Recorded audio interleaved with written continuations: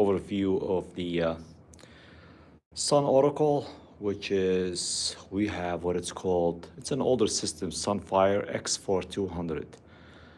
So let me just show you what I can do here. I can show you how to be able, you can see this is the front view. When you take it out of the rack, obviously to do the fans, it's really a simple, easy. You just lift this one. And once you lift it, it's really simple. You just lift it right here by the fan module. And sometimes they break, they'll kind of let it all, just lift it up. And you just push it down. Okay, you could do the same thing here. Even it says you gotta lift it up. And they pop up. They may pop up like an older ones because they're really old. You could see how I move it. Even it says here, lift handle. So sometimes you just lift it right there, okay? And the way the fan works, for instance, you see what it says here? Says FT1, FM2, that tells you the type of the fan. So let me just go through this thing quickly. Now, if you need to remove this bezel, okay, what you need to do is there's a screw right here. Let me see it. You see it right there? You need to unscrew it in order for you to remove this bezel. So keep that in mind. I just want to show you a quick overview. Now, to remove, obviously, to get to the motherboard and to remove or to replace, what do you call it, the DIMM, just press this thing and slide, and it comes off. Here you can see that this is basically CPU 0, this is CPU 1. The DIMM memory is about 2 gig, okay? There's a CMOS battery right here.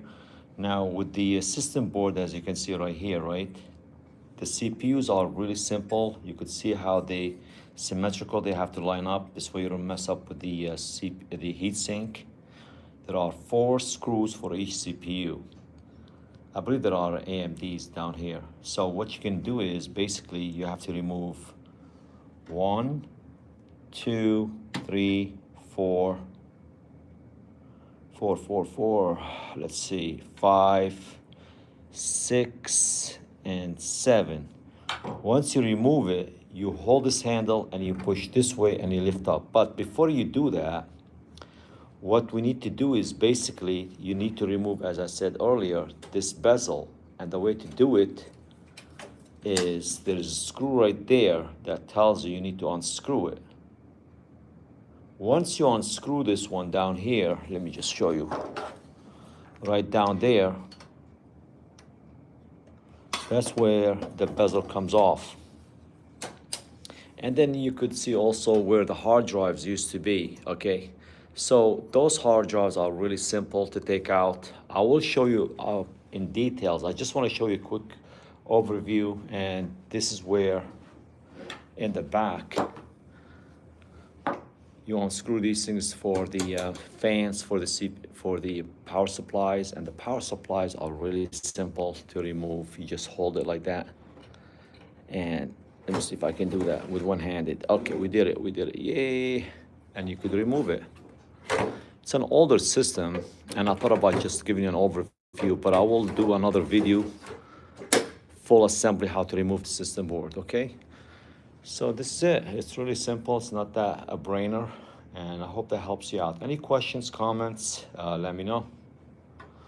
All right, thank you all. God bless, and I'll talk to you later.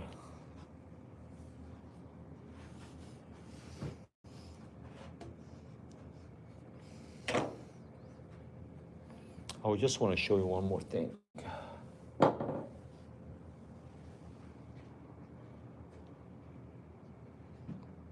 Does anyone have any questions, any comments before we end this video? If you have any questions regarding about Sun Oracle, which is this particular one, I will be doing a full video how to remove the system board as well as everything else.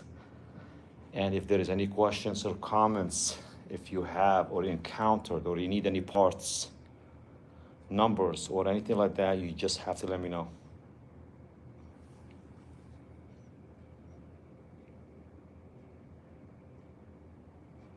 And obviously this is where the service management port, okay, and there's these for the NIC cards and the PCI. They're really simple by numbers. You could see this, the power supply 0, and this is 1, okay? All right, this is a very old system. As I said, this is really simple to remove if you want to know how to do it. I mean, I could do it with one hand.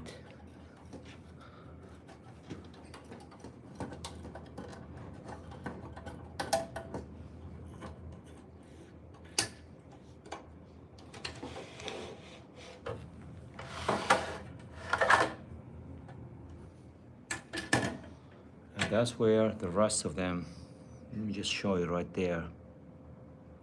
Under here, this is where it connects the power for your DVD-ROM, which is right here.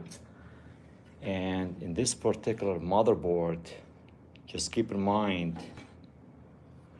that the screws are shown here like these, like those. But in order for you to take this motherboard, you need to remove these things to get to this screw. But there are two more other screws right here. They're Torx, and the way to remove this bezel, this whole bezel, you have to lift this one up, this handle again, and there is a screw right here. Let me just point out to you. Let me see if I can do more close-ups. You see it?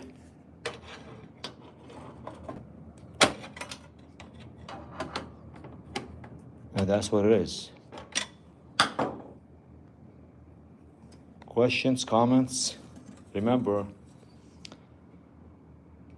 I will show you in the next video how to do this thing. I just want to show you an overview how it's being done.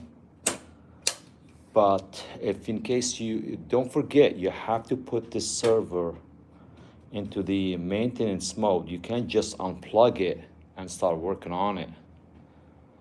I mean, I don't want to assume you know that, but if you ever happen to come and to do any replacement, you can't just come down and start taking things off. All right? It would be something like this. I'll give you an example.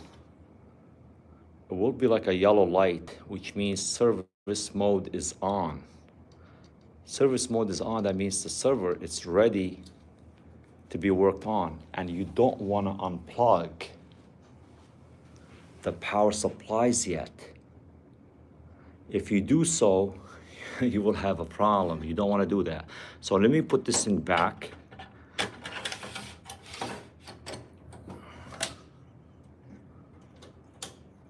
And I will show you how it's being done. Any questions, comments? Because if you ask me, I can help you. If you are quiet, that means you know what's happening, what's going on. I have other switches, other things that I can be able to disassemble and put things back together. So you can see from Juniper's, PowerVault, Citrix, NetScaler, and so on. You could see terminal servers. Obviously these cables, what do you call this? Access point. So these are decommissioned, so I can be able to take them apart, use them for parts if I want to, and do more things. So if you have any questions, comments, you got a lot of Cisco switches. If you need something, let me know. So I work on all different variety of equipment. And I love to share with you guys because I work in the field. And one day you could be where I am and you could learn at the same time.